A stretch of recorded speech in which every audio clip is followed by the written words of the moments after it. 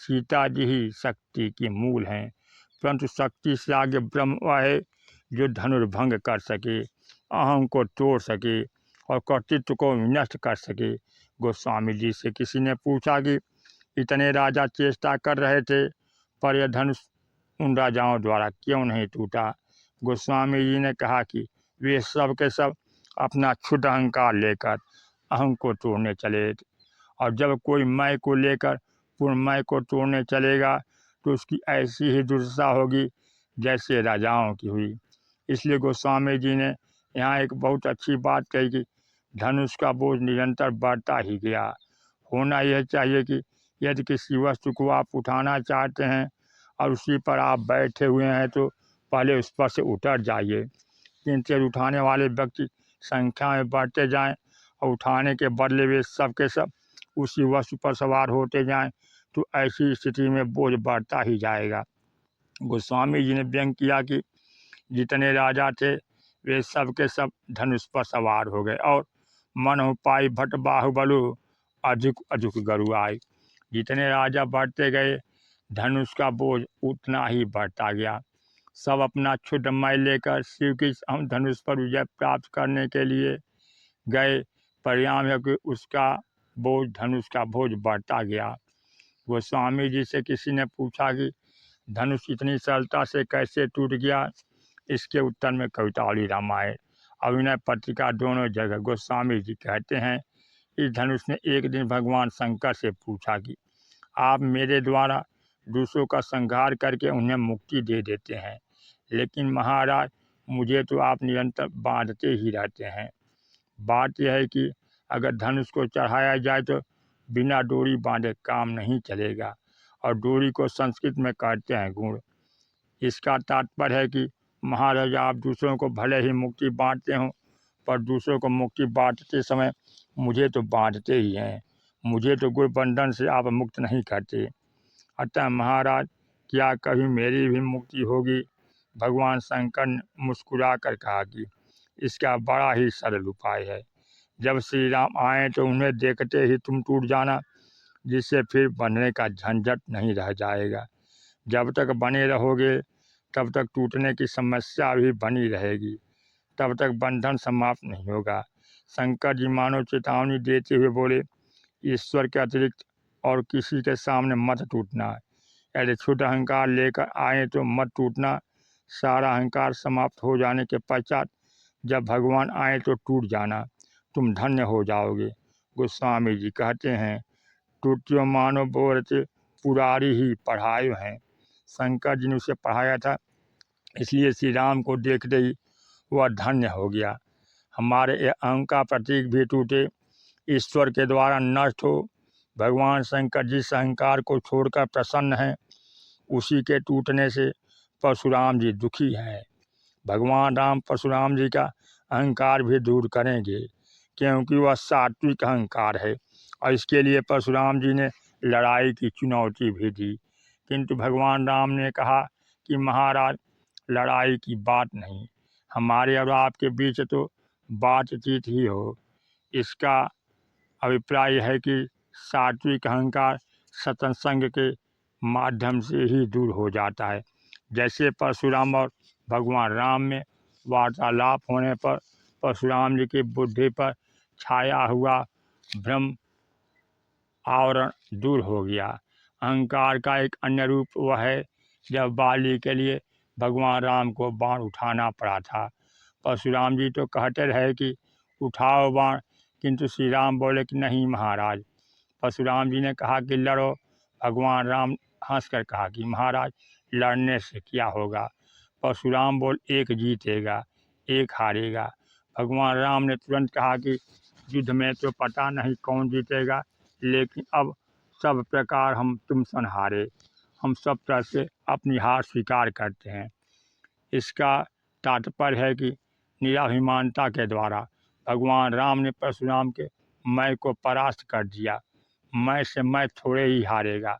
अगर भगवान राम लड़ाई करना स्वीकार कर लें तभी तो मैं से मैं का युद्ध होगा, किंतु भगवान राम अपनी हार स्वीकार करके परशुराम की भ्रांति को दूर कर देते हैं। जबकि बाली के प्रसंग में ऐसा नहीं हुआ।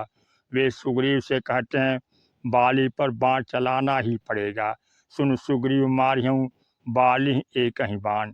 यह रजोगुणी अहंकार बिना शस्त्र चलाए, बिना प्रहार किए, बिना चोट लगे विनष्ट नहीं होगा।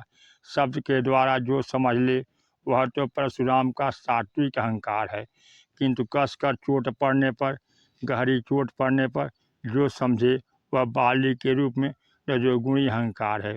बाली ने श्री राम से पूछा कि आपने सुग्रीव से मित्रता की, किंतु मेरे ऊपर प्रहार क्यों किया?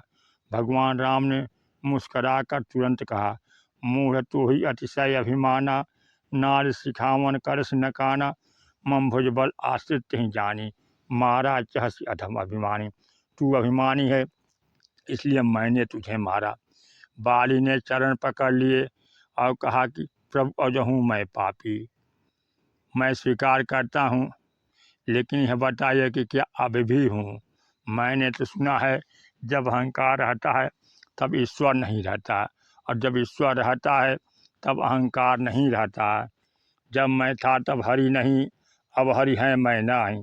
अब यह बताइए कि मुझ में पहले अहंकार था या अब है? यदि अहंकार अब भी है तो इसका अर्थ यह हुआ कि आप उस अहंकार को हरा नहीं पाए।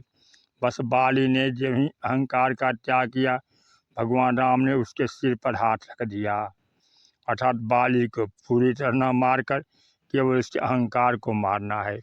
इसका अर्थ है कि पुण्य के द्वारा भी अभिमान होता है, किंतु इससे घबरा कर पुण्य करना मत छोड़िए। पुण्य के द्वारा अभिमान होगा, इसलिए यदि पुण्य नहीं करेंगे तो अभिमान होगा ही नहीं।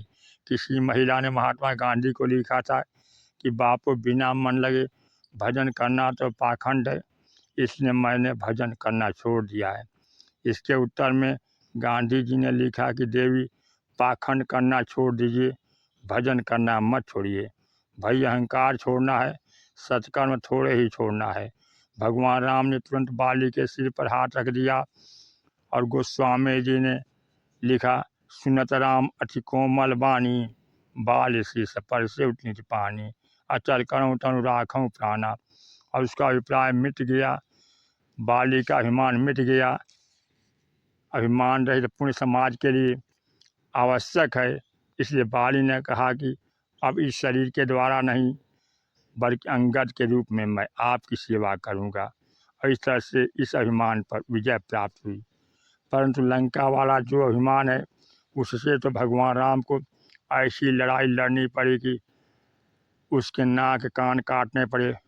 फिर भगवान राम ने दाहिनी और बाईं भुजा काटी, उसके मुंह बाणों से भर दिया और सिर काट दिया। इसका मतलब है कि तमोमय अहंकार का मिटना ही सबसे कठिन है, उससे बहुत लड़ना पड़ता है। बाली पर तो केवल एक बाण से काम चल गया, पर कुंभकर्ण पर एक बाण से काम नहीं चला। बड़ी लंबी लड़ाई के बाद जब कुंभकर्ण मरा तो लोगों ने आश्चर्य से देखा कि उसके मुख से एक तेज निकला और वह तासु तेज प्रभु बदन समाना, भगवान में समा गया। लोग आश्चर्य करने लगे कि अरे, कुंभकर्ण में भी प्रकाश था क्या वह भी भगवान से मिलने योग्य था?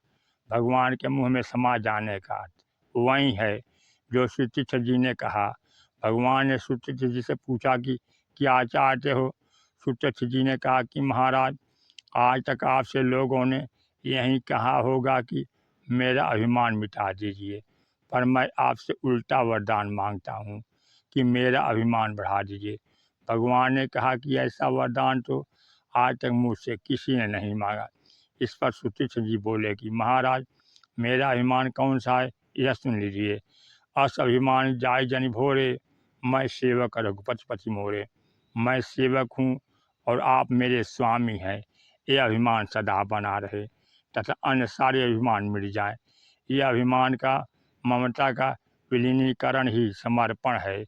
जब अभिमान पर प्रहार हुआ, धनुष टूटा तो परशुराम जी को असह्य चोट लगी और अंतर्गत्वा जब वह अभिमान विनष्ट हुआ, ममता विनष्ट हुई, परशुराम जी भी समर्पित हो गए।